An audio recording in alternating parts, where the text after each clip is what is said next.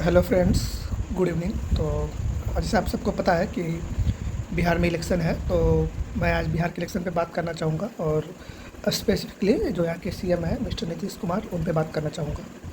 ये वीडियो 5 से 10 मिनट का होगा। तो जो बिहार के सीएम हैं नीतीश कुमार, उनको मैं कैसे रेट करता हूँ, तो मैं बिहार के सीएम को एज अ सोशलिस्ट लीडर देखता हूँ, जो समाजवाद की बात करते हैं और सोशलिज्म की बात करते हैं। मतलब मेरे हिसाब से काइंड ऑफ कम्युनिस्ट सोशलिस्ट मैं बोल सकता हूँ। मतलब वैसा लीडर जो वेलफेयर करता हो, मतलब जो उसका टैक्स का कलेक्शन स्टेट में होता है, वो पैसा को इंडस्ट्री सेट करना या फैक्ट्री सेट करना, उसकी जगह पे वो पैसा को गरीबों में बांटना, कोई नया नया स्कीम लाना गरीब लोगों के लिए, जैसे लड़कियों के लिए साइकिल, ऐसा कुछ कुछ पेंशन देना, यही सब। तो एज अ सोशलिस्ट लीडर मैं नीतीश कुमार को वन ऑफ द बेस्ट मानता हूँ इंडिया में। One of the best socialist leader जिन्होंने बहुत अच्छा अच्छा स्कीम्स लाया। मिड डे मील भी आई थिंक उन्होंने ही लाया, बिहार से स्टार्ट किया। आई थिंक कोई और स्टेट में पहले होगा, मतलब बट उन्होंने बिहार में लाया। बट नीतीश कुमार को अब 20 साल हो गया है एज सीएम बिहार का। तो तो मैं उनका मुझ मेरे है मेरे मेरे बहुत सारे क्रिटिसिज्म भी है उनको लेके, नीतीश कुमार जी को लेकर। और जैसे कि पहला क्रिटिसिज्म ये है कि मेरा पहला क्रिटिसिज्म ये है कि नीतीश कुमार एक सोशलिस्ट लीडर है। वो अगर सोशलिस्ट प्लस कैपिटलिस्ट रहते तब भी अच्छा रहता। जैसे कि बिहार में आपको सब पता है, बिहार जीडीपी पर कैपिटा या पर प्रति व्यक्ति आय जो है बिहार में सबसे कम है। जब नीतीश कुमार 20 साल पहले भी आए थे तो आई थिंक 8,000 रुपये था, अभी शायद 66,000 या 50,000 है। तो बिहार इंडिया में लोवेस्ट है। तो एक सोशलिस्ट लीडर जनरली इंडस्ट्रियलिस्ट या व्यापारी लोगों से दूर रहता है, और वो चीज़ दिखता है नीतीश कुमार में कि वो व्यापारी से वर्ग को या व्यापार से थोड़ा दूर ही रहते हैं, उनको बढ़ावा नहीं देते हैं। जैसा आप सबको पता होगा कि गुजरात में वाइब्रेंट गुजरात समिट हो रहा है, आई थिंक 15-20 साल से हो रहा है। नीतीश कुमार भी जब से मोदी जी हैं उधर गुजरात के सीएम, एक दो साल बाद वो भी यहाँ के बिहार के सीएम बन गए। बट जहाँ तक मुझे नॉलेज है, बिहार बिजनेस कनेक्ट करके बिहार में बिजनेस समिट होता है, वो पिछले 2 साल से ही हो रहा है। बस पिछले साल हुआ था, उसके पिछले साल हुआ था। और पिछले साल का जो बिहार बिजनेस कनेक्ट हुआ था, मतलब आप 20 साल से हैं और पिछले 2 साल से आप क्यों करवा रहे हैं? यहाँ तो बिहार तो सबसे गरीब है, यहाँ तो सबसे पहले ये होना चाहिए था बिहार बिजनेस कनेक्ट, या जो भी बिजनेस का समिट होता है तो स्टार्टिंग से आपको करना चाहिए था, तो उन्होंने नहीं किया। और लास्ट ईयर के बिहार बिजनेस कनेक्ट जो होता है, बिजनेस समिट जिसमें एमओयू साइन होता है, बहुत सारे इंडस्ट्रियलिस्ट आते हैं, नीतीश कुमार गए भी नहीं वो उसको अटेंड करने, वो बिहार बिजनेस कनेक्ट को। वो सेम डे ऐसा न्यूज़ आया मीडिया में कि नीतीश कुमार बीमार है, नहीं जा सकते हैं, और सेम डे देखा गया उनको कोई कहीं और कोई फंक्शन में रिबन काटते हुए। तो फिर ये बहुत ही रॉन्ग इंप्रेशन बनता है इंडस्ट्रियलिस्ट में कि जो स्टेट के सीएम हैं वो बिजनेस को सपोर्ट नहीं कर रहे हैं, बिजनेसमैन के साथ नहीं खड़े हैं। और ये क्रिटिसिज्म आप बीजेपी में भी कर सकते हो। जैसे मोदी जी को आप यूपी के बिजनेस समिट में देखोगे, हर स्टेट के देखोगे, गुजरात के देखोगे, बट बिहार में 2 बार हुआ, वो एक बार भी नहीं आए जो पीएम है। और यहाँ पे आके डेटा फ्री है, ट्रेन चला दिए, तो मतलब यही सब उनका है जो इंडिया के पीएम है। तो वही है उनका कि वो इंडस्ट्री को सपोर्ट नहीं करते हैं, इंडस्ट्रियलिस्ट को सपोर्ट नहीं करते हैं। बिहार में उन्होंने इंडस्ट्री सेटअप नहीं किया, उस पर ध्यान नहीं दिया। एंड लॉ एंड ऑर्डर जो होना चाहिए, जितना मजबूत होना चाहिए, जैसे यूपी में है, उतना मजबूत बिहार में नहीं है लॉ एंड ऑर्डर। दूसरा ये भी है कि नीतीश कुमार 20 साल से हैं, तो लोग भी थक गए उनको देख के।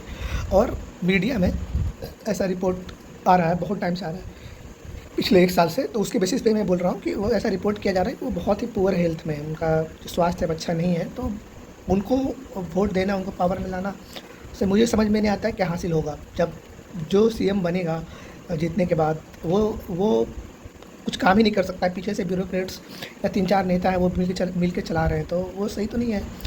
तो ये भी एक है कि जब वो पुअर हेल्थ में है तो उनको खुद ही रिटायरमेंट ले लेना चाहिए, और उन्हें बहुत साल तक रहा, अब नए लोगों को भी मौका देना चाहिए, ऐसा मुझे लगता है। तीसरा ये भी है कि एक वो बिहार आपको सबको पता है कि रेवेन्यू डेफिसिट स्टेट है, मतलब बहुत कम इंडस्ट्री है, बहुत कम फैक्ट्रीज है। तो बिहार में आई थिंक 2010-11 के अराउंड बहुत सारे ब्रीवरीज जो दारू बनाती हैं, अल्कोहल की कंपनी बहुत सारे सेटअप हुए। अल्कोहल कंपनी सेटअप हो रही है, उसमें भी इनका शायद उतना सपोर्ट नहीं था, और वो कंपनी सेटअप कर रही है और इन्होंने बीच में दारू बंद कर दिया बिहार में। क्यों बंद किया? इनको वोट लेना था महिला का, और वो एक इतना गलत स्टेप है, उसकी वजह से मतलब हर गांव, हर शहर में एक नेक्सस बन गया है, नेटवर्क बन गया है, जो भी है ये दारू माफिया बोल सकते हो आप उनका।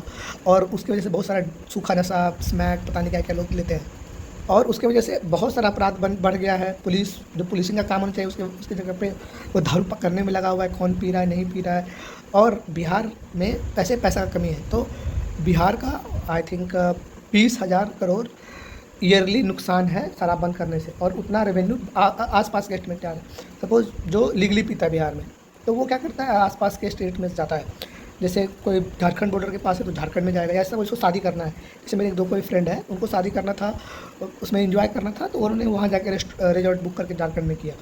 तो ऐसे भी कोई लोग हैं तो वहाँ जा रहे हैं, जिसका भी जहाँ पे नेबरिंग स्टेट पड़ रहा है वो वहाँ पे जा रहा है। कोई नेपाल के बॉर्डर पे तो नेपाल जाके दारू पी रहा है या वहाँ ला रहा है। तो बिहार का जो रेवेन्यू है, मान लो मेरा तो ऐसा है मानना, बिहार में जो दारू है आसपास के जितना भी स्टेट है सबसे सस्ता मिलना चाहिए कि बाहर से लोग भी यहाँ आके पिए, जो भी आसपास के डिस्ट्रिक्ट में है। जैसे कि जो झारखंड बॉर्डर के लोग हैं ये बिहार में आके दारू खरीदे। उससे क्या है कि गवर्नमेंट को टैक्स जाएगा ना, उससे गवर्नमेंट को टैक्स जाएगा तो गवर्नमेंट का रेवेन्यू बढ़ेगा। वो रेवेन्यू आपके पास आएगा, मान लो साल में 20,000 से बहुत सारा काम कर सकते हो ना, पेट्रोल सस्ता कर सकते हो, 2 रुपये 4 रुपये 5 रुपये। तो बट आप एक रेवेन्यू का सोर्स एक गरीब राज्य है वहाँ पे आप बंद कर दिए। अब बहुत सारा जॉब भी तो चला गया। जैसे कोई रेस्टोरेंट खोला हुआ है, कोई बार खोला हुआ है, पब खोला हुआ है, टूरिज़्म का इंडस्ट्री है, पर कुछ भी नहीं है वोट बैंक के लिए। बस हाँ, इससे कुछ वोट आ जाए, बस वही लॉजिक है। वैसा कुछ बंद भी नहीं है, जिसको पीना वो पी रहा है। तो ये भी बहुत बड़ा इनका है, सोशलिज्म की वजह से बहुत सारे इंडस्ट्री को बर्बाद किया इन्होंने। ये जब आए थे तब भी बहुत सारा मतलब सारा शुगर मिल बंद हो गया था लालू जी के राज में, और ये आया है तो ये इन्होंने भी कोई चालू नहीं करवाया। आई थिंक 2-3 चालू है। एक मेरे रिलेटिव है नवादा में, वहाँ पे पहले लोग शुगर उपजाते थे, उसको कैश क्रॉप में बेचते थे, उनका बहुत अच्छा चलता था। वो 90s में पता नहीं कब बंद हो गया, वो अभी तक चालू नहीं हुआ। और आई थिंक 20 था, 20 में से 2-3 या 4 चालू हुआ है, मैक्सिमम बंद ही है। तीसरा, आपको पता ही होगा कि बिहार में लोन वोन का बहुत दिक्कत है। जैसे कि बिहार के लोग बैंक में जितना पैसा जमा करते हैं उनको वो एफडी में जमा करते हैं, उनको बिहार के लोगों को पैसा नहीं मिलता। वो पैसा को उठा के तमिलनाडु, अलग अलग स्टेट, गुजरात, वो सब वहाँ ले जाता है, वहाँ पे लोन मिलता है। तो यहाँ लोन नहीं मिलता है, इसकी वजह से बिज़नेस को लोन नहीं मिलेगा, लोगों को लोन नहीं मिलेगा बिज़नेस करने के लिए, तो बिज़नेस ग्रो कैसे होगा। तो ये क्या है, सीएम के हाथ में है। सीएम जो बैंक से उनको बैंक को थोड़ा टाइट करेंगे कि भाई तुम यहाँ बिज़नेस करना है तो यहाँ के लोगों को आप लोन दो, आप डिपॉजिट रेशियो देख लेना और कितना लोन मिलता है या बिहार से कितना डिपॉजिट होता है, तो आपको समझ में आ जाएगा। तो ये भी एक है फैक्टर। और एक ये भी है फ्री बी कल्चर, मतलब जनरली नीतीश कुमार ये सब नहीं करते थे, बट ये इलेक्शन में बिजली फ्री, ये फ्री, इसको 10,000 फ्री। बेसिकली आप चुनाव बस जीतने के लिए कुछ भी कर रहे हो, ये नहीं देख रहे हो कि जो स्टेट का बजट है उसका उस पर क्या असर पड़ेगा, बाकी योजना है उस पर क्या असर पड़ेगा। आपका लिमिटेड बजट है, 3 लाख करोड़ का बिहार का बजट है, और आप इतना सारा योजना चला रहे हो, बिजली फ्री, ये फ्री देने की क्या ज़रूरत है लोगों को। लोग जितना जो यूज़ करता है उससे आप पैसा लो। तो फ्री वेज का कल्चर तो गलत है ना, जब बस इलेक्शन जीतने के लिए। भाई सोशलिज्म का कीड़ा है बहुत भयंकर। तो मैं पर्सनली पुअरली ही रेट करता हूँ नीतीश कुमार। मतलब ठीक है, वेलफेयर स्टेट बनाया है इन्होंने, बट ये रोड्स बनाया है, ये सब बनाया है, बिजली कंडीशन पहले से बहुत बेटर है, बट क्या ये बेस्ट है? नहीं, इससे बहुत बेटर हो सकता है, और इससे भी बेटर लोग हैं बिहार में, और इससे भी बेटर किया जा सकता है। और मैं नहीं चाहता हूँ कि ये कंटिन्यू है। मैं इनका परफॉर्मेंस को पुअरली रेट करता हूँ, और मैं चाहता हूँ कि अब ये नहीं कंटिन्यू करें, ऐसा मेरा मानना है। Thank you guys, that's all from my side.